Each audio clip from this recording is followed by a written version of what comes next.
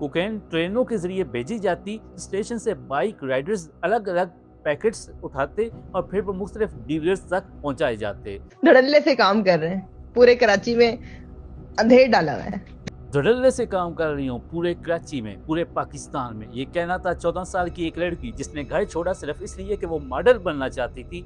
लेकिन फिर वही लड़की पाकिस्तान के मुबैना सबसे खतरनाक कोकेन नेटवर्क की किंग कैसे बन गई। कहते हैं वो खुद को ब्रांड कहती थी, पुलिस को चैलेंज करती थी और गिरफ्तारी के बाद उसके चेहरे पर खौफ भी नहीं था। आखिर अनमोल उर्फ पिंकी कौन है और इसके पीछे कौन है, और कैसे एक आम लड़की करोड़ों रुपए की मनशियात नेटवर्क तक जा पहुंच गई।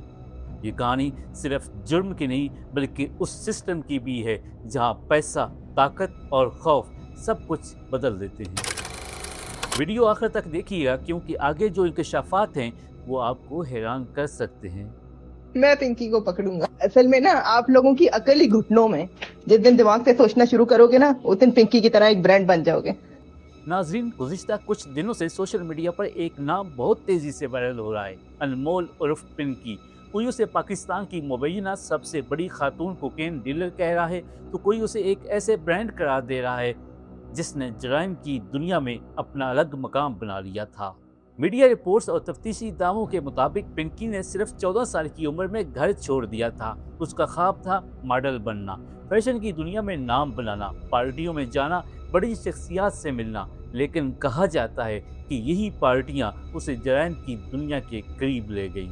रिपोर्ट्स के मुताबिक इसी दौरान उसकी मुलाकात एक वकील से होती है जो मुबैना तौर पर आलमी कोकेन गैंग से वाबस्ता था। फिर दोनों ने शादी कर ली और यही वो मोड़ था जहां एक मॉडल बनने वाली लड़की मुबैना तौर पर मनशियात के नेटवर्क का हिस्सा बनती चली गई। कहा जाता है कि शादी के बाद उसने शोहर के साथ मिलकर कोकेन के कारोबार में काम शुरू कर दिया। फिर कुछ अरसा बाद तलाक हो गई। लेकिन कहानी यहाँ ख़त्म नहीं हुई। दुनिया आगे पीछे होगी, सलाम रिपोर्ट्स के ठोकेगी। मुताबिक तलाक के बाद पिंकी ने एक पुलिस अफसर से शादी की और फिर अपने 3 भाइयों के साथ मिलकर एक अलग नेटवर्क कायम कर लिया। तफ्तीशी दावों के मुताबिक ये नेटवर्क लाहौर से कराची तक फैला हुआ था। अब पता नहीं कहाँ से आ जाते हैं मुंह उठा के पिंकी, मैं पिंकी को। कोकेन ट्रेनों के जरिए भेजी जाती, स्टेशन से बाइक राइडर्स अलग अलग पैकेट्स उठाते और फिर वो मुख्तलिफ डीलर्स तक पहुंचाए जाते। सबसे हैरानकुन बात क्या थी?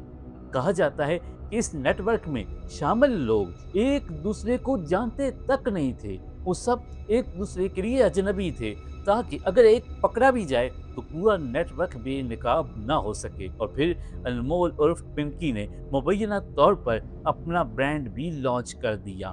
जी हाँ, जिसका नाम था, रिपोर्ट्स के मुताबिक वो अपने कोकेन की अलग पैकिंग करवाती थी और गोल्ड नामी ब्रांड के तहत महंगे रेट्स पर फरोख्त करती थी। जहां आम कोकेन 10 से 12,000 रुपए फी ग्राम फरोख्त होती थी, वहीं उसका गोल्ड ब्रांड 40,000 रुपए फी ग्राम तक बिकता था। तफ्तीशी हुकाम का दावा है कि इसके खरीदारों में अमीर घराने, पार्टी कल्चर से वाबस्ता नौजवान और यहाँ तक कि शोबिज़ इंडस्ट्री के लोग भी शामिल थे। कहा जाता है कि 17 से 20 साल के नौजवान इसके बड़े खरीदार बन चुके थे। और यहीं से एक और ख़तरनाक सवाल भी पैदा होता है, आखिर हमारे नौजवान इस दलदल में इतनी तेज़ी से क्यों फंस रहे हैं? क्या सोशल मीडिया की चमक दमक, पार्टी कल्चर या आसान पैसे की ख्वाहिश? आखिर वजह क्या है?